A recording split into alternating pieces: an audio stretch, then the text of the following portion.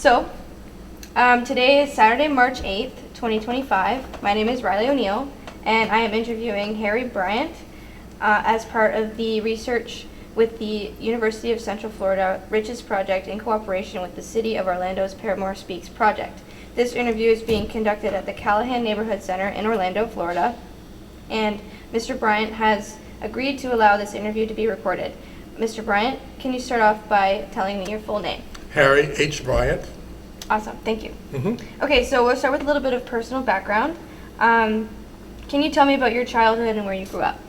I born and raised here in the Callahan area. And the reason why Callahan, because at that time, my siblings, we were only allowed to be in the Callahan, so per se we're not really Parramore. So we say Callahan in Parramore because we were a smaller community within Parramore, right? Well, that first generation of Neighborhood Association team members started in 1978, so we actually was a community in itself. So then, through the years and through, as we explore, development, then it became that big umbrella of Parramore. And if I can just caveat real quickly and set myself, Parramore, it covers several communities, so the opportunity to have representation from each community is important because we've got Lake Dot, we've got Callahan, we've got Holden Streets, we've got the Carter Center, which then pulls that whole scenario. So my engagement today will be basically about Callahan, because as kids, being part of the younger set, we were not allowed to go on Parramore. Everything was here just because the way this older community was built, we had no need to go over onto the business district of it. So it was really, we would get severely disciplined. And the reason why I said that, as a younger kid with the older kids, my older siblings, I saw that times they would go to the Carver Theater and they would get in trouble because, once again, it was not within the Callahan. So born and raised here, graduated from Callahan Elementary School, and then I was the last class when it closed. Then I attended Howard Junior High School, then I attended the Jones High School. I went on and got my bachelor's degree from Florida A&M University. After Florida A&M University with honors, I went on and got my master's degree from University of Wisconsin. All those two related with education. Then I went on and after education, I went on and I had 2 years with Georgia Tech in Atlanta for architecture. So the reason I'm bringing this whole thing is that the foundation of Callahan in Parramore allowed me to then go and all of my dreams that I wanted to do from an education perspective, because that's what our community, well, my mom, did for us. We had to have church and school. So Callahan was that foundation. And so I came back 2007 to take care and help manage my mom's care. She was aging. And so part of that, it allowed me to come back to Callahan, right? Well, come back to Orlando first. Of course, when you've gone and you've seen the different places, the last thing you would want to do is come back home. But it was interesting to come back home after that journey to realize the things that I saw growing up as a little kid, how precious it was and how rich it was, and how we didn't see adversity. We saw things as normal, and there was 5 of us, so there was sibling rivalries and there was discipline and all those things. To come back, I realized the richness of Callahan in Parramore was so important that the items that I pulled from it growing up, I need to give back to it. So that's my whole approach now in serving with Ann Brown, with the Callahan Neighborhood Associations, because they were part of that very first generation, and to be part of the second generation to carry on what they had initially, because they had no political means. Their whole thing was just raising the kids, and to see that was the emphasis, and then to come back and infuse that with the growth of it, so that the foundation is that the way our kids learn and grow now, we still need that basis, the foundation. So, Thank you. Okay. Let's see. When did your family first arrive in Orlando? Mom was born in 1929. So she was born in Sanford, 1929, but then they moved over to Orlando, Callahan. That I think 1930, 1931. So it was she just was birthed there. But then we've been here since 1930. Wow, Yeah. awesome. Wow. How did your family come to live in the Parramore, Callahan area? Callahan, Parramore area, basically, if you look at the historical impetus of it, it was where the laborers lived, right? You had the maids, the cooks, the truck drivers, the orange grove pickers, the peas pickers. Remember, it was before Disney World, and Florida was an agricultural state, and if you think about it, if you look at our symbolisms, we've got Orange Blossom Trail, we've got Orange Avenue, so everything was around agricultural. So the Callahan community was where the laborers could live and raise their family as a community as well. So coming to this, it was pretty much not destined, but it was the opportunities for education in churches, right?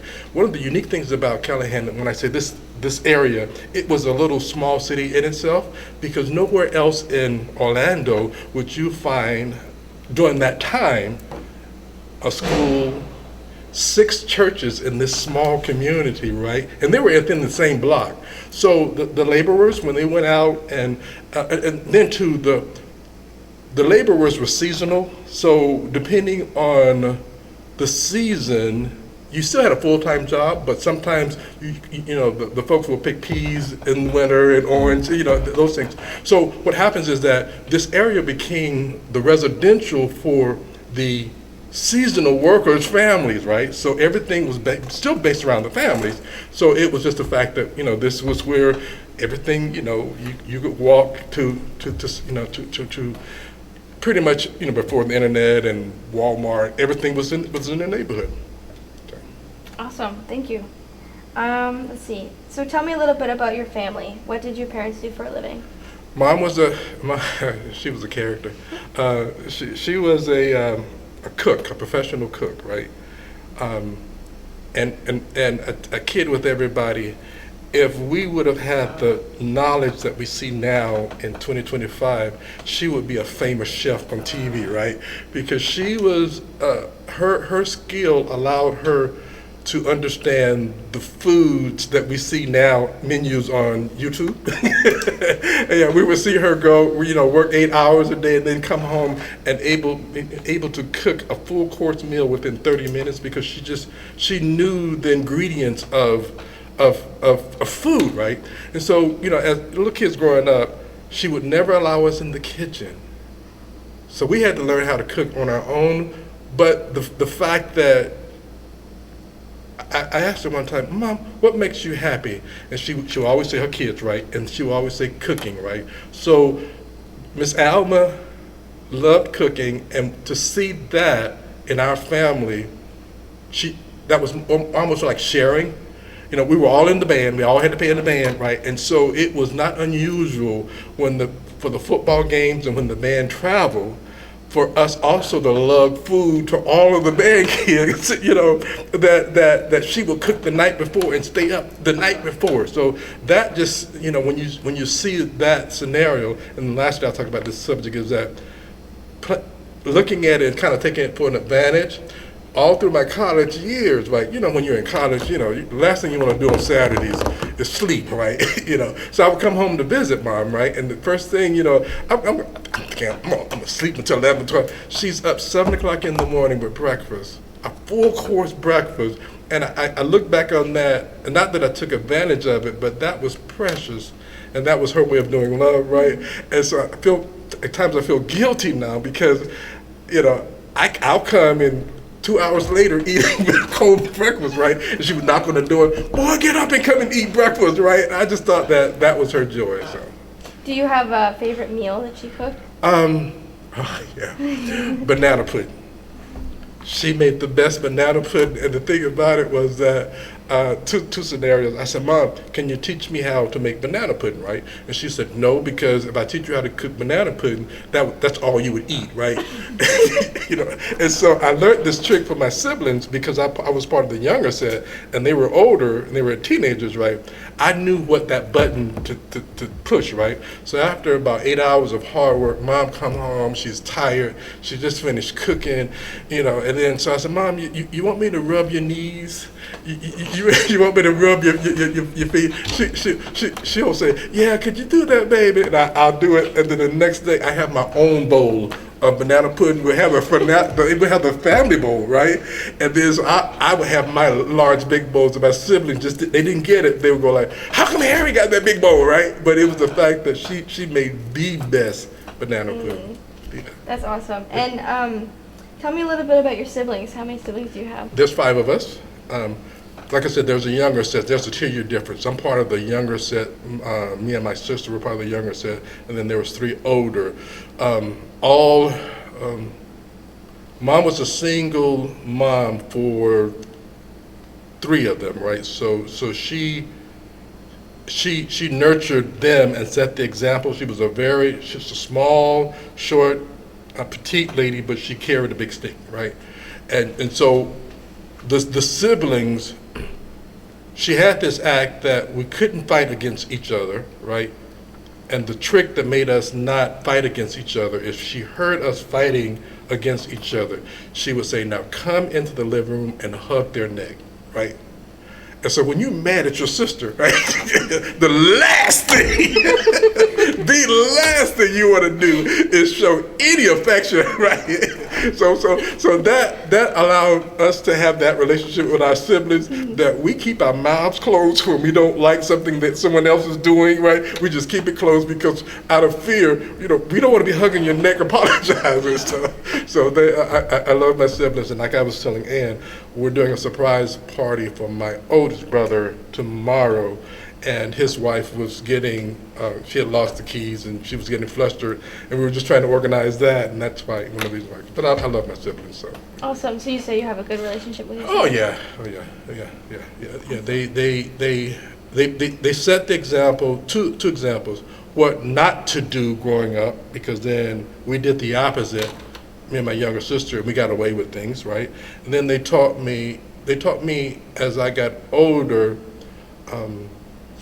the understanding of family as they raised their families, because then their kids actually became my younger brothers and sisters, because at that point we were around the same age. So it was hard for my nieces and nephews to respect me as an uncle, because they thought we were brothers and sisters. So when I got upset with their parents, I had to realize, oh, that's my brother and sister. I can't talk about them. I'm on the wrong side, you know. So, but yeah. That's awesome. And what were your siblings' names? Clarence. Well, I found Joe, Clarence, Josephine, Harry. I'm the knee baby, and Benita. Awesome. Thank you. Were there any particular challenges or triumphs that your family faced? No. My mom had this saying. She said that there's 3 things. It's 3? You got a roof over your head, clothes on your body, and food on the table. And her whole thing was that she was there. Like I said, there was 5 of us, and each one of us had to play an instrument. She was there, and each one of us had to play piano. And so, not realizing we had to play, take private piano lessons. We don't know how she got the funding. We were raised where we go to church. In order to get new clothes, we had to be on program, and it was just part of the routine. And I can't think of any regrets that. Well, I wanted to get a car, and she wouldn't co-sign for a car. So that was because we were like, that's not my car. But she had this thing. We were raised where that she gave us the best 18 of our years, and I saw this as a younger kid, that when we got to after graduation, right, after she did all that support, and you come back from graduation, and you're all excited because you got your high school diploma. I saw that on 2 occasions. She would look, my siblings, the older ones, so what are you going to do now? And then so with shock, she said, because you're not going to stay here for free, either school or the service. And so with that, each one of us passed high school, that just pushed us. And she wasn't an educational pushing person. She's just saying, it's life now, so you got to own up. So no regrets. I don't have any. To me, it was perfect. Awesome. And you mentioned that you were the last class at Callahan. Yes. Tell me a bit about that. That was interesting because this building, and there's something unique about this building. This building was, as a kid at that age, a huge old building, right? It was just big, but I respect it because my siblings went there, right? So I was like, okay, I can come here. I'm sitting in the same seat as my oldest brother, or though it was prideful, right? So Callahan, the school, because as a little kid, the classroom, because it was a high school, was huge, right? So we had a huge cafeteria, we had a huge auditorium. The classrooms were really large, and some of the teachers was part of the original Jones High School that came over with my siblings, and then they became my teachers, right?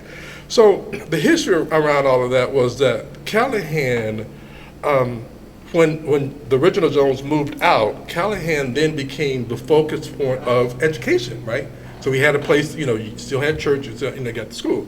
So because during that time, the building in itself, after it was closed in the 70s, it sat for 10 years where there was no activity. It deteriorated. It was really bad. It was, the next step was to tear it down, and during that time, City of Orlando was growing real fast, and so and they owned the whole. But no, they didn't own it at that time. But they bought it from the school system, and then so once again, another 5 years set during that era. Things just set because it was just a matter of owning the property, right? And it was the first generation, Ann and my mom and those folks who worked together, and it wasn't an easy challenge. It was difficult to keep and preserve the building because it meant so much, both from a high school and an elementary school to the kids in the neighborhood, right? So they fought and they fought and they fought, and all these new plannings that we see in the Callahan in itself was what the city wanted to move forward with in terms of growth and positivity, right? But those community of mothers wanted to preserve the history of this area, and it was a demand, and it was a fight, but at the end of the day, they decided to keep the front facade. The front facade then symbolizes the fact that since 1921 up until 70, this was like a focal point for both just kids and the community, and to the benefit of them not knowing the political implication, it's kind of like a wow moment, because serving that front wall allowed then Callahan to get its name, because the neighborhood kept Callahan in remembrance of that building. Because you asked the question, well, why wasn't it Jones? Because, Jones was moved, so it became Callahan, and those mothers wanted to keep the focus on Callahan. So in 1978, they came and said, we're going to keep the wall, and we built all these amenities, right? And so back during that time, this would have, now would have cost $10 million. So the backing was to get this site and building. So we've got Callahan. So the unique thing about it is I volunteered with Ann and the Neighborhood Association. The next good thing is last month, February the 15th, we then, in addition to keeping the culture of the site, we were now recognized by the state of Florida with our historic marker as being a very important Florida heritage culture that we just need to preserve. So what we did with that, we then, with our state marker on one side, it's a double-sided marker, tells the history of Jones High School from 1921 to 1952. Then the other side of Callahan from 1952 to 1970. So this building or this site now continues the legacy of the rich cultural history of the laborers. That's awesome. It is, yeah. Think about it. Yeah, it is really just, who would have planned that? No one could have planned that. A mom with 5 kids, mom and dad family picking peas, So then, tell me a little bit about your experience during school when you were here. The Pledge of Allegiance, because we all had to stand, right? And lunch. So you remember? Oh, I had lunch. Yeah, I look back. It was just couldn't wait for the peach cobbler, right? And then I was a patrol, so I had elevated myself to be a leader. Where that we had those orange belts, and so before school, I worked my way up to be the head patrolman for the back door, and all we did was kept kids from coming in. So we just stand there with our arms open, and then sure enough, when the bell rings, then no, the bell didn't ring. They would give us the clue. Our teacher would come to the door and say, "Open the door." Then we opened the door. That was kind of fun. So. Did you have a favorite subject in school? At Callahan, lunch. Yeah, well, wasn't school was just another place, not necessarily for learning, but for playing out in the yard. So that's elementary school. So naivety. Did you have any memorable teachers while you were here? Yes, Miss Amos. I don't know. Well, she was fifth grade teacher. Mrs. Banks. She was the principal. And what made her unique was she reminded me of Mom. She was a short, small lady, right? All she had to do was give you the look, and you knew automatically to stop. And the funny thing about that was that she was the principal, and if you look at this building, the front door was where the principal came in, right? So not on the back door. So no one came through the front door because that, they'll see Mrs. Banks and they'd be fearful, right? But the historic piece of that whole picture was that during that time, nepotism was not accepted in the school board system, right? So they had to hide the fact that she was the current principal at Callahan. Her husband, Mr. Bank, was a former principal of the original Jones High School. So he passed that legacy down. So that Banks family uniquely, and no one knew that because the county school board did not allow nepotism, but they had to. She was a teacher, but they couldn't teach in the same building, all that crazy stuff that we take for granted now. That they had so many restrictions, and she got past that, and she did a great job in terms of being a leader. Even now, I go back and look at some of the pictures and go like, wow, a treasure. Awesome. What did you do in your spare time growing up? Very musically inclined. Out of the siblings, I was the only one who took the liking for music.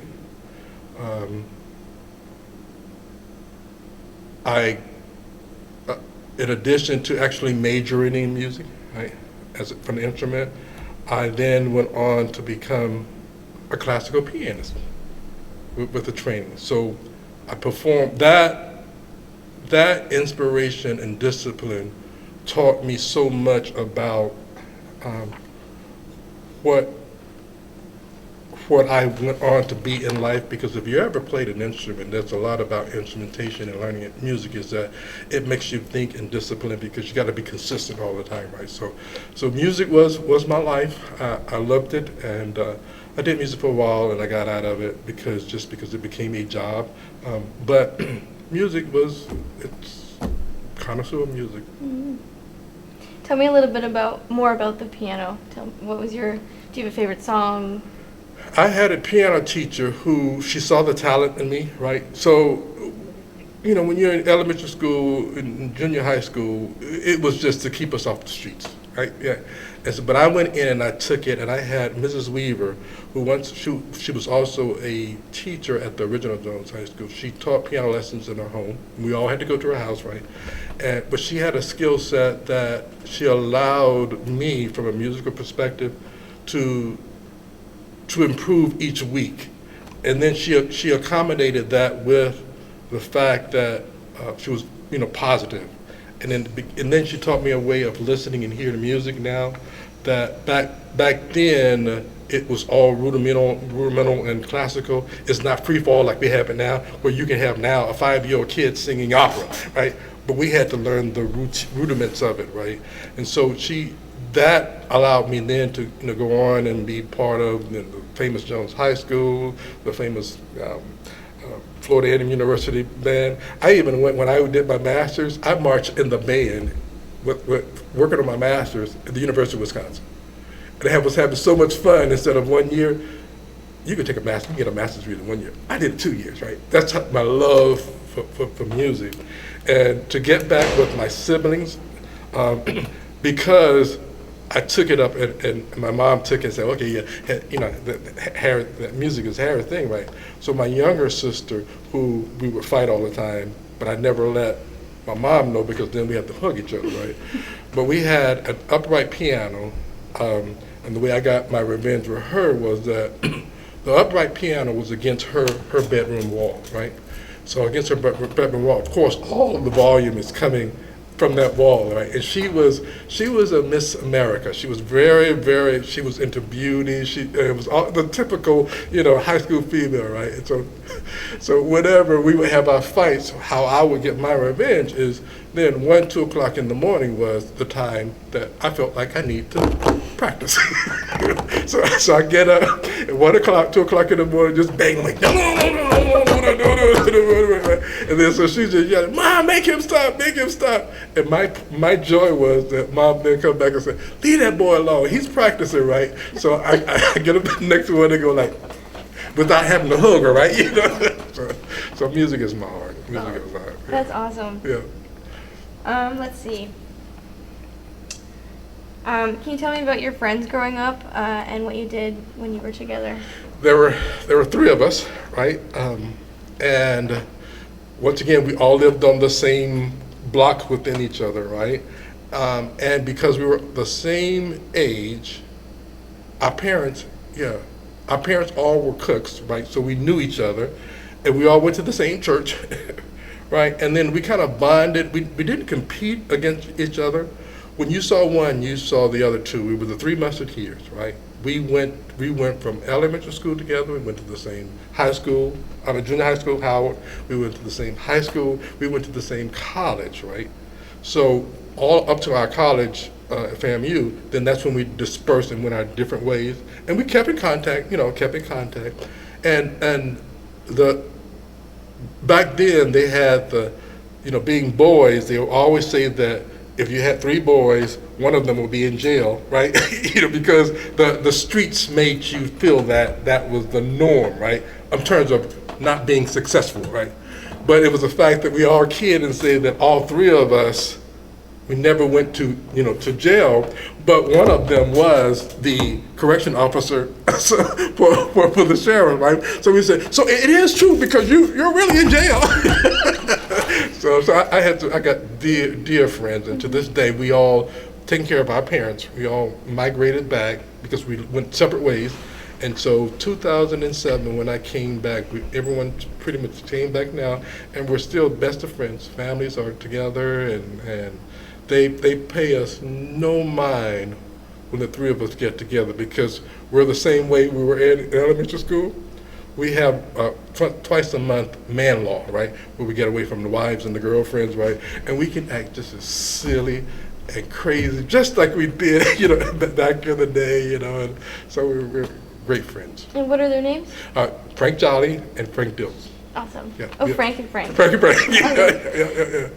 yeah. So tell me a little bit about what you do now. After my journey from music, then teaching music on the high school level and the college level, right? I then became kind of bored because teaching wasn't fun anymore. Our school system became daycare, right? A lot of parents were putting kids in school in the program just to keep them off the streets, right? So it was okay. So my problem was that they were not attentive as I was, right? So I decided to get out of music, right? And during that time in the late 90s, it was all about moving up in corporate America. So I decided, well, let me try architecture, right? So I went and did my little studies in architecture, realized that there is a parallel between architecture and music, yeah, and because of the dynamics. Then I realized that at the end of the day, music was easy. Architecture was like, it was seriously difficult, right? And a couple of my juries, they felt sorry for me because my displays, definitely was not creative at all, right? And so my professor was very honest. He said that, well, young man, the only thing you're going to be is a draftman for someone else because you have no skill, right? So I said, oh, okay, well, let me go into corporate America. Then that's when I realized my true passion. As a kid growing up and watching and listening, I didn't realize, and then music, I didn't realize that homed in on my analytical skills. So I can analyze things. I look at the good and the bad and outcomes, right? So currently I left that, and so I've been working as a consultant, business analyst in IT, right? So I go out now and I pretty much, from a software development process, I help deploy software and systems. And I'm the person that goes out to gather the requirements and bring it back to the business owners, the product owners, and the developer, and then they work out the plan. So they're not, they just want to know what's the rules, how do we configure it? So, which is fun, and I've done that in several idioms. I've worked for Xerox, I've worked for Blue Cross Blue Shield, so it's health. I've worked for Wyndham, with hotel. I worked for OUC, which is municipalities, and then currently I'm working with Orlando Health. So my whole role as an analyst allows me to do pretty much what you all are doing now, asking the questions and figuring out, so what you're gonna do, you're gonna gather that information, put it together, and then you're gonna outline it, and it's gonna be a packet, and it's a deliverable. So. Sweet. And so moving on to a little bit of entrepreneurship, what kind of businesses existed in the neighborhood when you were younger? Church. Mom was the cook, so she's like, well, we're not going to a restaurant. This is sad. When I was in high school, we never ate at McDonald's. I did not have McDonald's until I went to college. That's sad. Homegrown food. Yeah, homegrown food. But the thing about it, we were in the band program, and so when the band would go off on trips, you stopped at McDonald's at the end, right? We were not, I'm not saying we were not allowed, we just didn't have that, because Mom brought out our home food, right? So there's no restaurants, church, we had to go to church, we had to go to school. The feed store, Palmer's, on Church Street, which is part of Parramore, right? The feed store was where they went to get the vegetables for the gardens, and you got your household goods, the plunger. What else Dad used to get? Chickens. Mom would get her flowers for her garden. So the Palmer's was the only place that we went outside of church. Awesome. Let's see.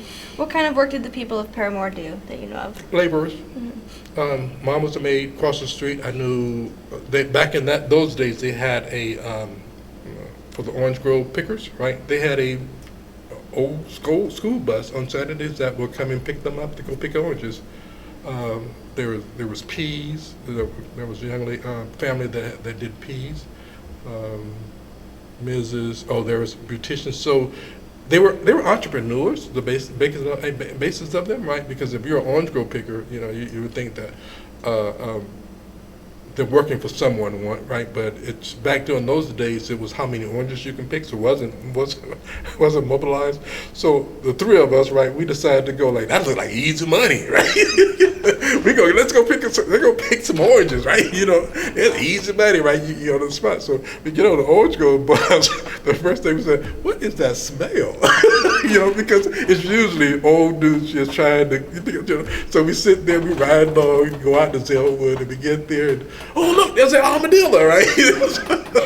so at the end of the day, we're picking, not necessarily picking oranges and we eating them, right? So at the end of the day, we all realized that we had to go to school because at the end of the day, we all brought in 75 cents, right?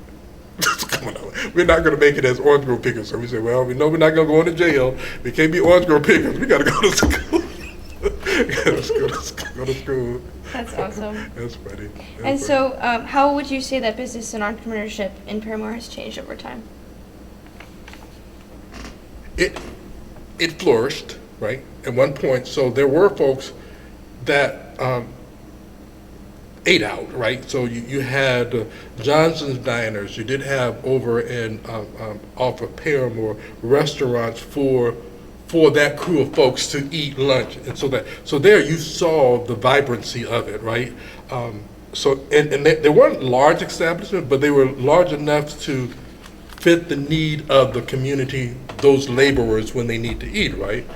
So that was rich in its culture. I think we lost it when the internet came about, because then what they could get there in the mom and pop's place, they can get it faster at McDonald's, faster. So when folks start leaving out of Callahan, they didn't have to come back into Callahan to eat. They can do drive-ups and those things. So that fundamental piece of how technology changed our way of doing things, it kind of hurt the entrepreneurs. Mm-hmm. Yeah.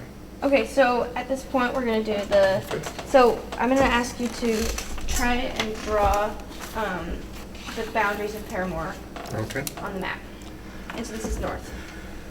This is north, and this is actually Colonial. Let me do it like this. So I'm actually here. This is north, and then that's okay. So where's Amelia?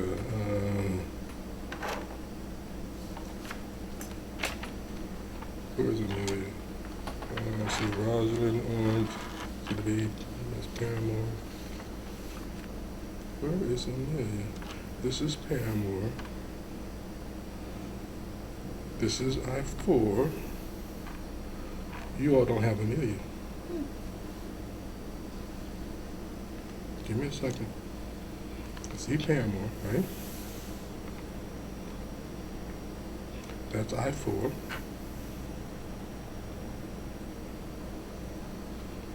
You know your map is wrong, right? But I'll draw it anyway. So it goes all the way up to Gore.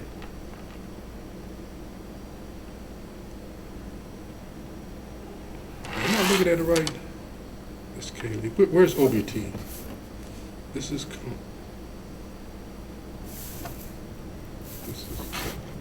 I think your map is. Wait, give me a second now. So this is I-4. Boom. There it is. Okay. So where is Gore? There it is. Gore. All the way to OBT.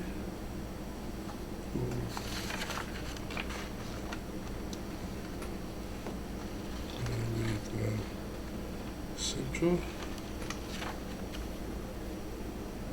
Central to.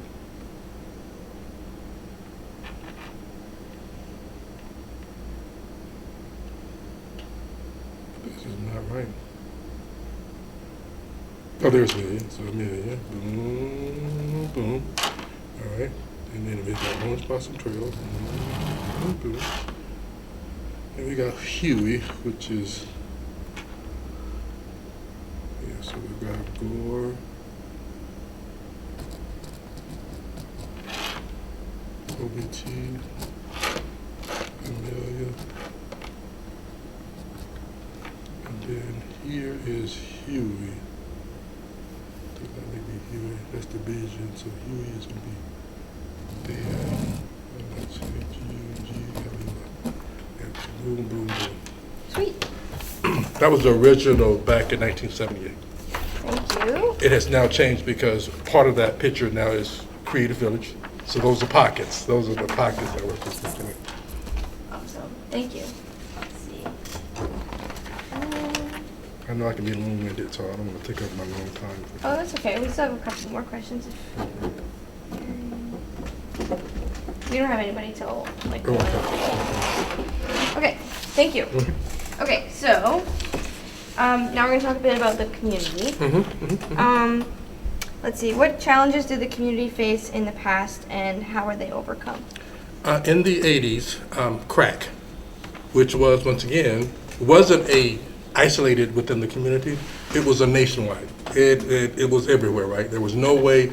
It was new to the United States, almost like the what's out there now, Fentanyl. the fentanyl, right? Yeah, same scenario. So, but it was cheaper, right? And it came to be that at the time when it came into this area, there was no model on how to deal with it, right? The model across the country was to isolate it and chastise it. You didn't have resources to try to get rid of it, right? And then it got a picture of, the addiction became a picture of crime, right? So it was labeled, right? So in the 80s when it hit here, the mentality at the time of the country was, as long as we know where it is and contained, we can deal with it when there's a need, when someone's dying. You know, but no one's dealing with the addiction part of why this mom with 4 kids is hooked up on crack, right? Which, once again, it's a drug, just like alcohol and everything else. So my concern during that era was that we did not have a model like we have a model now to deal with our addictions. And then because of that addiction, everybody that folks thought was on crack was criminal, right? So now we're double labeling it, right? So that mom who's trying to raise 4 kids who just happened to be on crack, she, she's not robbing banks. She's doing things to, help her, to get the kids, right? Because she's still being a mom. It's an addiction. So with that, in the 80s, it came to that here, where that one, it was contained.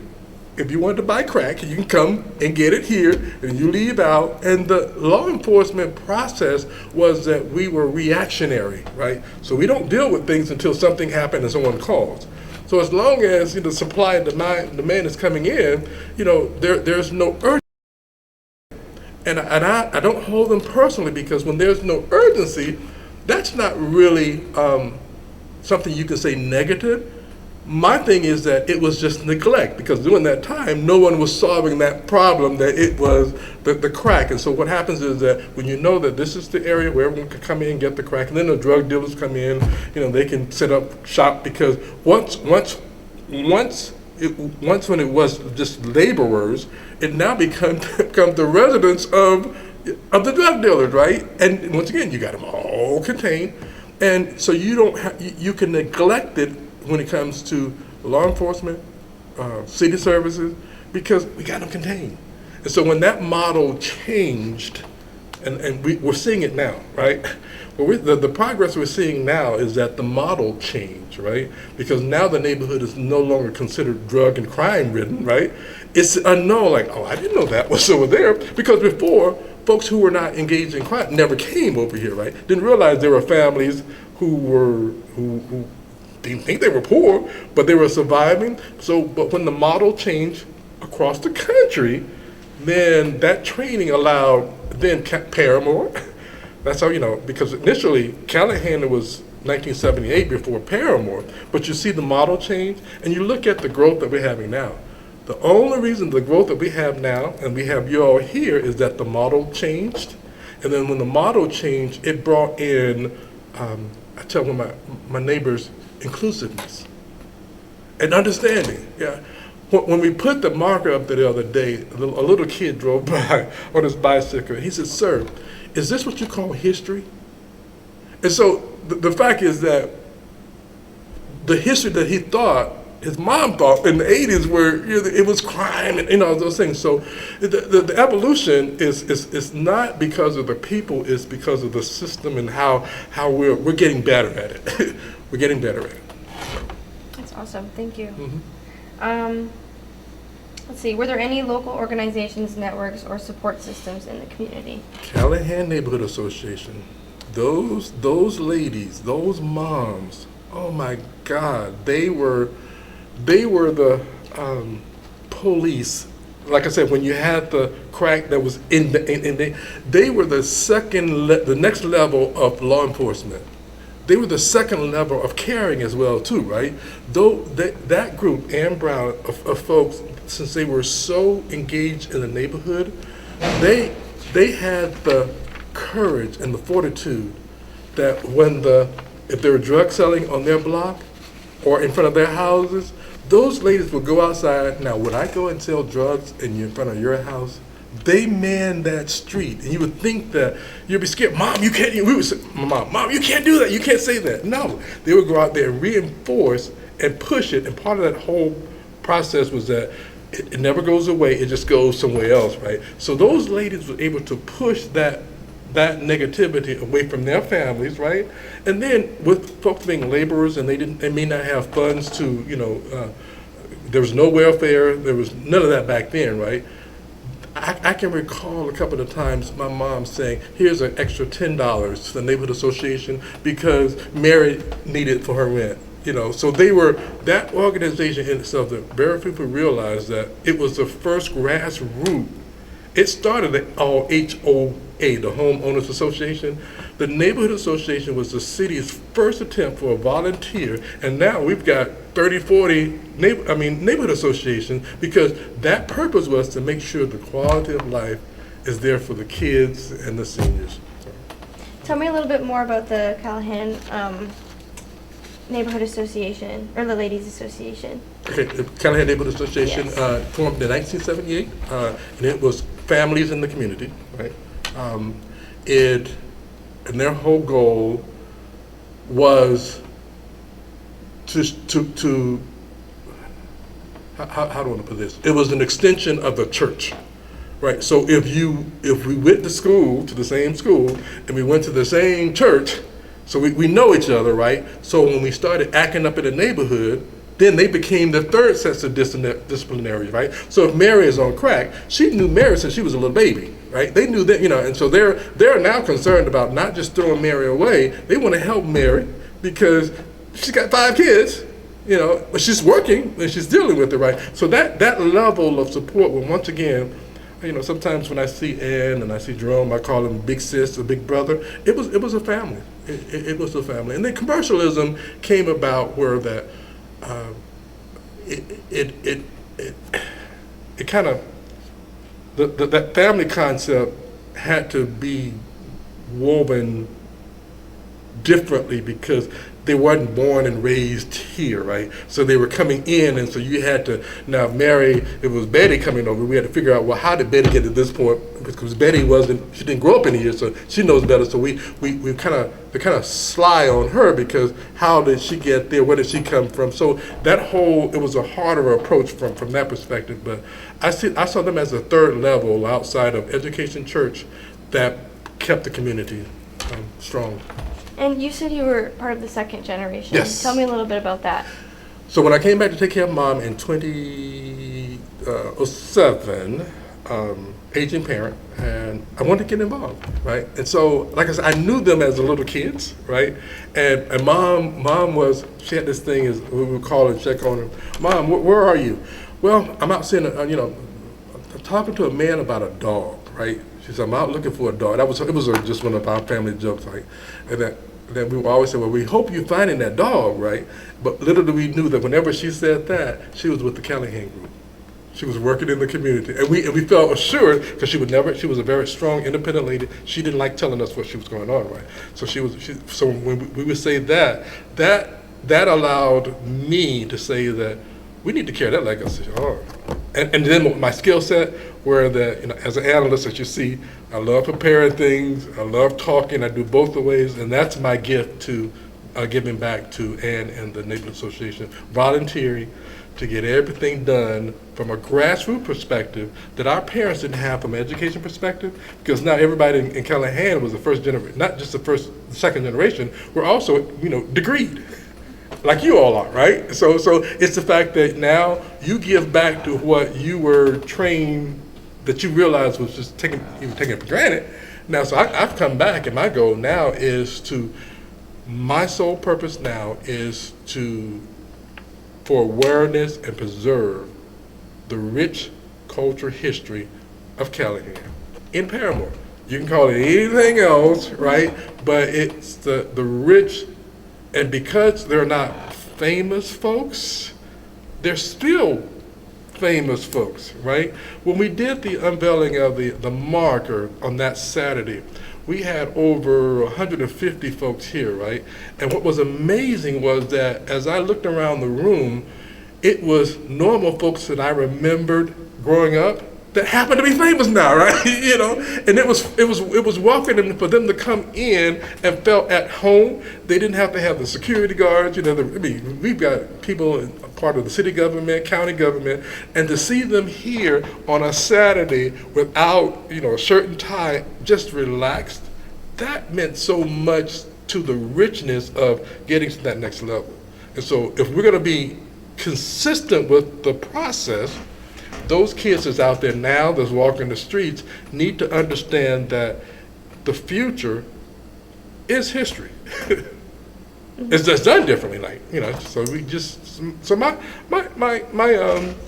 contribution, and I'm proud of it, is to take it the step further and honor my mom and the folks like Ann Brown, Mrs. Woodley, who had the hindsight to preserve this community. Awesome, thank you. So a little bit about legacy. How has Parramore changed over time? How has Callahan changed over time? We got past that crack thing, right? So we got past the drug thing, right? And then part of the plan is that once you identify the next step forward is investment. We changed it now because they're now not neglect, it wasn't intentional. They're investing in the community now. How would we get Creative Village if that wasn't an investment? How would we get the soccer stadium if that wasn't an investment? And the interesting thing was that it was there the entire time, but the model wasn't there, right? Because Creative Village, the soccer stadium, did not impact residential areas.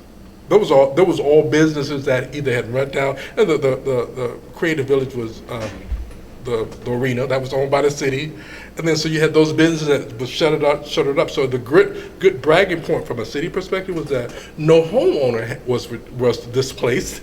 So that investment of getting folks to come in outside of that bad picture of crack and drugs and crime, they took that risk. And so now you look at it. You look at the potential now. You should see this street on soccer day, game day. It's amazing. So now that sense of investment, it now makes the second, third, fourth generations of current residents now have to accept the fact that there are no longer homegrown folks coming in. We now have to set the baseline for those folks coming in and say, okay, this is the bar here. You can't bring that crap in here. You need to start at this level and then you be part of the community. Awesome. And what challenges do you think Parramore faces in present day?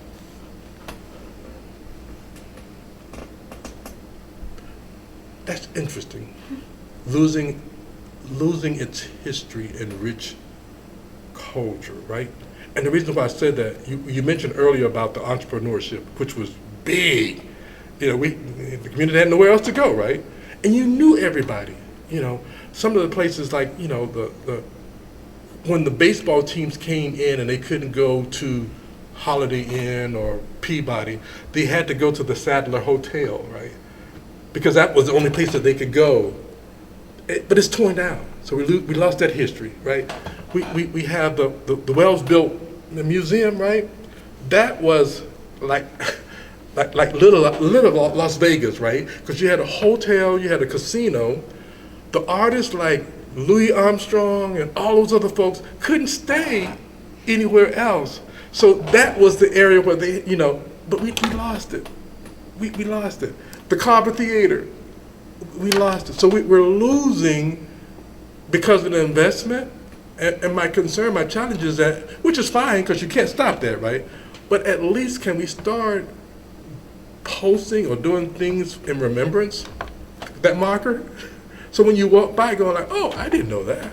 Mm-hmm. You know, just those little small things, and not just Callahan. I think the city of Orlando in its entirety, because we're a young, fast-growing city, there's a lot of charm that we don't know, that you and I, has been, because of investment, has been not neglected, no, it's unknown because we there's no tributes.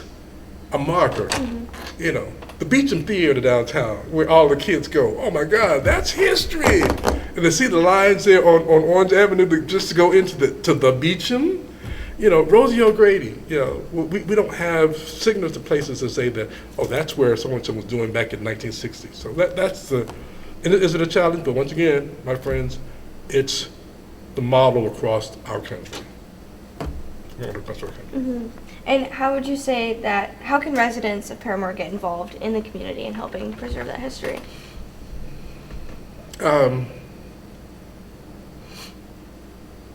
I'm going to throw that question back, and a question is that, does the model require them to be involved? Think about that. Our new model may not be from this point, because now we don't have the neighborhood. We have kids who can go from different schools to come, you know, and go to school because it's a good school. You know, the best restaurants are starting to pop up now too. So do we want to put the pressure on the residents to keep this model of investment going when the focus may no longer need to be that from a residential, because now we may more be intertwined that we can't separate things now, right? So we can, and this is my thought, part of my volunteer work, now we can commingle it all together and be appreciative of what was the past and how, because now I tell them all the time, right? What is it going to look like 20 years from now, right? So we took that mantle that we had when we were younger, so we're now here. So now we've got to prepare for that next 20-year folks to pick up this mantle and move forward. And the model of 20 years from now may not be what you and I or your kids even want, because they're flying around in, you know, airplanes, cars. You know, Mom, what's the microwave? You know, so I think that the question is that is the model, does the model require our residents to be engaged at that level of granularity, right? They need to be engaged about investments, no question about it. But are they meant to change the mentality of the area? Because when I think of Parramore is only a street, and I understand the investment cause it for being Parramore, right? So the work that you all are doing are very valid. What I really like about it is you're going to find some things in there historically that you can identify. The next step to make it patrician is, how now are we going to make this an awareness now? What is that small thing to say that, oh, Parramore not only did this, but they also had this, I mean, they have that, and then you intertwine that, and you get rid of that whole 80s mentality, and you see that before that, they were just peas pickers and orange grove pickers and farmers and all those things that normal folks trying to raise their family. Mm-hmm. Awesome. And what would you say is Parramore's legacy?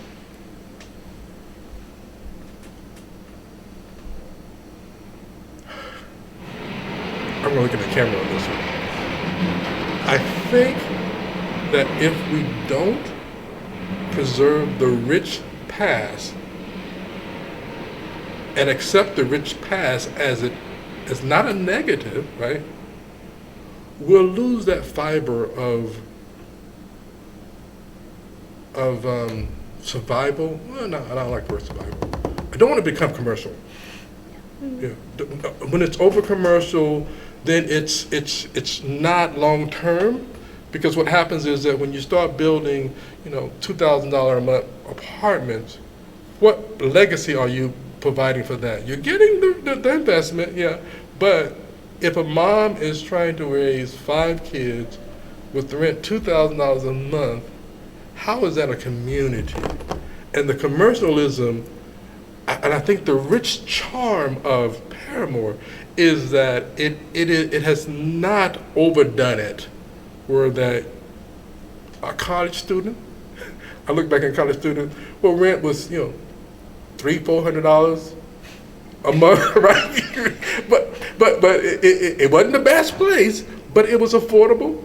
So 20 years from now, can you imagine what our kids would be paying so I'm afraid we're going to lose that, because it's just one of those investment things that we have to deal with.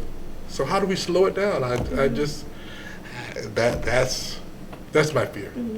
I tell everybody now, because when I came in 20, when I started working with the group in 2020, and I told the group, I said, mark my word, when I first met with them, I said, in 5 years, you will not know this place. And they looked at me like, but it's been 30 years. I said, no, the investments that's coming in here now, 5 years from now, you will not know this place. And within the 5 years, we've got Creative Village. We've got the soccer stadium. We've got the renaming of Parramore. We've got Florida in the FAMU campus, right? So that just tells you there now, the investment paid off. So the next 5 years will blow folks away about this area. Will blow away whether or not we can afford it. It's new. It's new, and everyone, and the model now is the young kids, because you got moms and dads and parents, and they're going to pay your way because you're all you're going to. I want to stay here. so this area is going to become an area of not exclusiveness, but some folks it won't be a small neighborhood anymore. It will not be a small neighborhood. Mark my word, 5 years from now. Awesome. Well, is there anything else that you would like to talk to that we haven't touched on? Nope. I commend you all on what you're doing, right?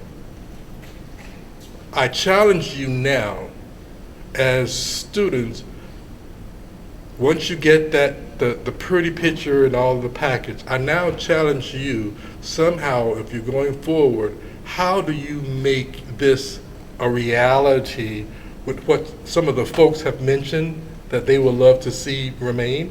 And trust me, and some of the things that you're capturing are so small and minute, you can do it just like that. You don't need thousands of dollars, right? So the goal is, once you do your research, to come back and say, okay, what would be the next handoff for that next series? And so whoever your handoff is outside of the library should then take that and come about and say, okay, how can we say that? Because one of the things when I came back, the first thing I did was looked at all of the literature about the comprehensive plan about Parramore. And so I looked at it, and that sucker's about that thick. And so now when I work with the group, and then whenever I challenge the city, I always have a reference saying, well, part of your comprehensive plan. So your output now could be the comprehensive plan for someone else to take it, but they don't have to do the next step. So I commend you all on that, but I'm going to challenge you all. It's difficult. It's difficult. Awesome. Yep. Well, thank you so much for meeting with us. All right, cool.